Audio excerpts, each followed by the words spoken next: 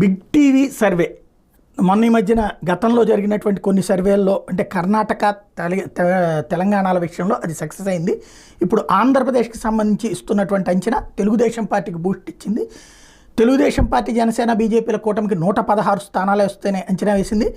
వైఎస్ఆర్ కాంగ్రెస్ పార్టీకి 59 స్థానాలు వస్తాయని అంచనా వేసింది. తెలుగుదేశం పార్టీకి 69 స్థానాల్లో క్లియర్ మెజార్టీ ఉందని, 27లో ఎడ్జ్ ఉందని, టోటల్గా 96 స్థానాలు వస్తాయని అంచనా వేసింది.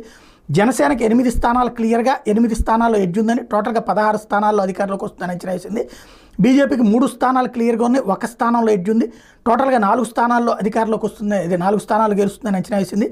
వైఎస్ఆర్ కాంగ్రెస్ పార్టీకి 39 క్లియర్గా ఉంది, 28లో ఎడ్జ్ ఉంది, టోటల్గా 59 స్థానాల్లో విజయం సాధిస్తుందని అంచనా వేసింది.